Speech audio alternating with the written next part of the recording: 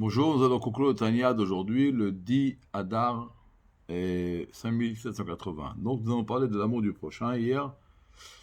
Aujourd'hui, l'Admour Azaken commence le Tanya avec une grande question. C'est écrit dans la Gemara, dans le traité de Brachot, que si un juif voit un autre juif faire un péché, il voit son ami faire un péché, alors il a une mitzvah de le détester et également de dire à son maître, donc du maître qu'ils ont en commun, du rave qu'ils ont en commun, de également détester cet élève. Grande question. Alors, l'Admoraken dit calme-toi, c'est pas comme ça. Il dit de qui on parle ici? De son ami dans Torah ou Mitzvot. On parle d'un juif avec qui est religieux, qui est un érudit dans la Torah, donc qui connaît l'importance des Mitzvot. En plus, tu as déjà accompli la Mitzvah, tu lui as fait des remontrances telles que la Torah le demande. Donc tu lui as bien expliqué qu'il ne se comportait pas comme il fallait. Et donc chez lui, c'est plus involontaire, c'est complètement volontaire. Alors là, à ce moment-là, tu auras une mitzvah de le détester, de dire au Rav de le détester. Mais celui qui n'est pas ton ami à ce niveau-là, donc il doit être à ton niveau spirituel, au même niveau spirituel, c'est pratiquement impossible de trouver un juif comme ça, d'accord? Parce qu'on ne peut pas savoir exactement à quel niveau il se trouve à ce moment-là. Mais celui qui n'est pas notre ami dans Torah Mitzvot, et en plus il n'est pas très proche de nous. Pourquoi il n'est pas très proche? Parce que si on a quelqu'un qui n'est pas un ami, mais il est très proche de nous, par exemple on fait beaucoup on fait des affaires avec lui, on le fréquente quotidiennement, ça peut être également dangereux. On peut avoir une influence négative de sa part. Donc là, faudra peut-être prendre un peu de distance. Mais si il n'est pas, d'abord, c'est pas notre ami dans Torah Mitzvot. En plus, on n'a pas une proximité trop importante avec lui. Alors lui, il a aucune mitzvah, aucune permission de détester. Et au contraire, un juif comme ça, il faudra se comporter complètement le contraire. Il y avait Hillel Azaken, Prandi le vieux, c'était l'érudit, le maître, Hillel qui était le roche de la tête du Sanhedrin, la tête de l'assemblée du peuple juif. Lui, il a dit, il faut apprendre de Aaron à Cohen. Aaron à Cohen, d'abord le traité de Pirkei Avot nous dit que lui, il aimait tout le monde, il aimait les créatures, il aimait la paix, il aimait l'amour, et il était constamment en train d'essayer de rapprocher les créatures à la Torah. Le même Pirkei Avot existe. Il y avait un tzaddik, c'est un Tana qui s'appelait Rabbi Nathan. Il a écrit également un Pirkei Avot, un Maxime de nos pères. Et lui, là-bas, sur le mot Oev Shalom, que Aaron aimait la paix, il ramène une histoire du Midrash, que le Midrash nous dit comment Aaron se comportait. Aaron marchait dans la rue, il rencontrait un juif, et un juif qui était pas très bon en comportement. Il le savait pertinemment, Aaron, hein. Et qu'est-ce qu'il faisait Aaron? Eh bien, Aaron, il lui disait bonjour, avec un grand sourire, chaleureusement, beaucoup d'amour. Et là, l'autre, il rentrait chez lui, il voulait fauter. Il disait, mais comment je peux fauter? Demain matin, je vais rencontrer encore une fois Aaron. Il va me sourire, il va me donner de l'amour. C'est pas joli ce que je fais. Et comme ça, il faisait tchouva. Avec l'amour, il a réussi à tout. Et qu'est-ce que dit Aaron? Il faut aimer les créatures. Pourquoi les créatures? Il dit, on parle d'un juif ici qui est tombé tellement bas que quand tu cherches une qualité à l'intérieur de lui, tu n'en trouves pas.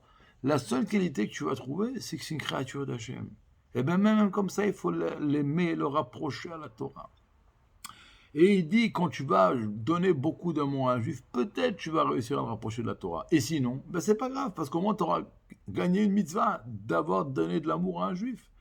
Tu auras gagné d'accomplir les paroles de l'Admour Azaken ici. C'est ça la force.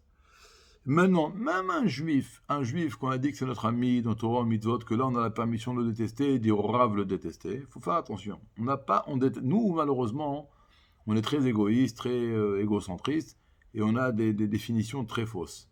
Nous, quand on déteste quelqu'un, c'est jusqu'au bout. On peut plus voir son visage, on peut plus supporter. Et si demain on va voir sur le visage, il va faire un accident sur la route, on va le laisser sur le trottoir.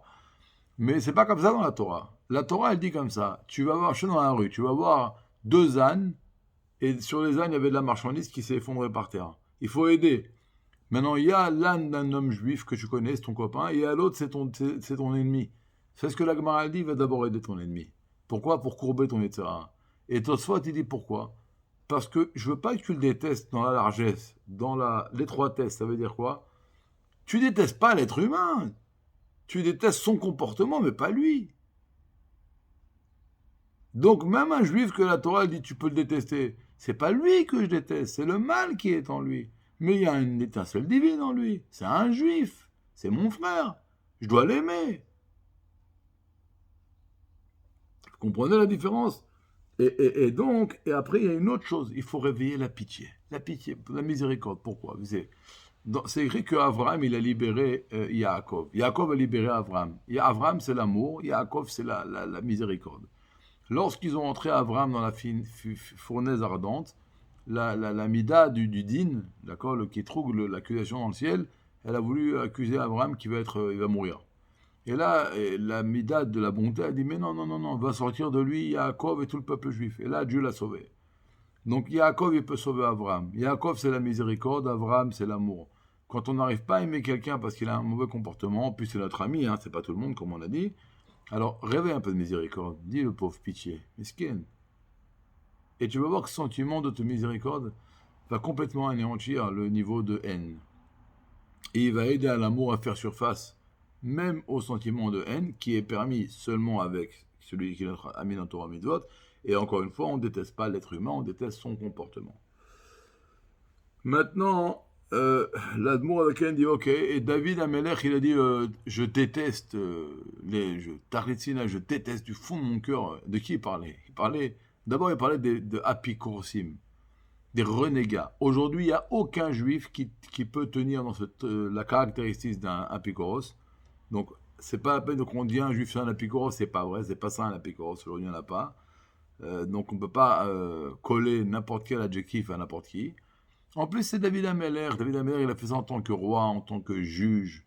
C'est pas pareil. Donc, c'est pas seulement là. Jusqu'à maintenant, on a parlé à qui on a droit de détester.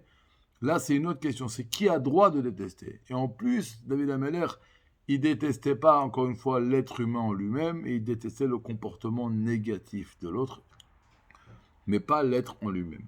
D'accord? C'est comme c'est écrit Tamu Chataim Velotrotim. On veut faire disparaître du monde les péchés et pas les pécheurs. On ne déteste pas l'homme, on déteste le comportement. Vous savez, dans l'éducation, on dit qu'il faut dire à un enfant, pas tu es tu es un mauvais enfant, tu es un méchant enfant, tu es pas un bon enfant. Dieu préserve, il faut dire ton comportement est négatif. Et c'est une grande nuance. Quand on dit à un enfant, tu es un mauvais enfant, et qu'est-ce qu'il apprend enfant? Je suis mauvais. Bon, ben, si je suis mauvais, ben, je vais être mauvais. Non, toi, tu es bon. Ton comportement est négatif. Mais toi, tu es un bon enfant, tu es une bonne échama. Dommage que tu laisses le Yetzirara t'amener là où il faut pas aller. Mais c'est avec l'amour qu'on peut réussir à rapprocher un juif. Donc, qu'est-ce qu'on a appris à la fin du Pérec 32 du Tanya? Que nous n'avons aucune permission de détester un juif. Je vais dire deux petits mots importants pour terminer le cours. Il y avait un raciste qui s'appelait Menel Fotofas, il a dit une fois sur le Tanya que même un juif, c'est écrit que c'est notre ami, dans Torah Mitzvot, on a le droit de détester. Alors il a dit, même ça, c'est pour le rapprocher de la Torah. Pourquoi? D'abord, on doit rapprocher un juif avec de l'amour. Si ça ne marche pas, on lui fait une remontrance. Si ça ne marche pas, on lui fait un petit peu de colère, on lui montre qu'on le déteste. Pourquoi? Pas parce qu'on veut le détester. Peut-être en lui montrant cette colère, qu'on est très en colère contre lui, qu'on le déteste, ça va le secouer et il va faire tchouva. Comme ça, les Menel Fotofas. Même ça, c'est pour le rapprocher. Et peut-être une petite histoire, il y avait une fois un juif que son fils apprenait à l'université aux États-Unis, il y avait là-bas dans la cantine, il mangeait cachère, il fallait rajouter tous les mois un supplément dans les frais de scolarité. Et une fois, cet enfant écrit à son papa, papa, je ne mange plus cachère, donc ce supplément, arrête de le payer. Le père est stupéfait, il dit, ben, je vais prendre celui-là, il est complètement taré, et même que ce n'était pas des très grands religieux, il dit quand même, faut pas exagérer, on est juif, on mange cachère. Il dit, mais je vais arrêter de lui payer complètement la scolarité. Je ne veux pas donner de la légitimité à ce comportement. Mais il s'est conseillé avec le rabbi. Et le rabbi a dit, mais ça ne va pas. Si tu arrêtes de lui payer la scolarité, tu vas couper complètement les ponts avec lui. Continue. C'est-à-dire que le rabbi a dit, continue à payer la scolarité avec la cantine taref. Eh bien, quelques semaines sont passées. L'enfant a écrit, papa, je regrette ce que j'ai dit, je regrette ce que j'ai fait, je fais tchouva, et je recommence à manger cachère. Parce que c'est qu'avec l'amour qu'on peut y arriver. Alors que Dieu fasse qu'on sache qu'il faut aimer chaque juif, et même un juif qu'on a soi-disant la permission de détester, et qu'il n'y en a pas des comme ça, c'est seulement le mal qui est en lui, pas l'être en lui-même. Et qu'avec l'amour du prochain et l'amour gratuit, on va annuler la galoute qui est venue à cause de la haine gratuite. Et Bezrat Hashem, aujourd'hui même, on méritera de voir la Géoula et le Beth Amikdash. Amen, bonne journée, de bonnes nouvelles.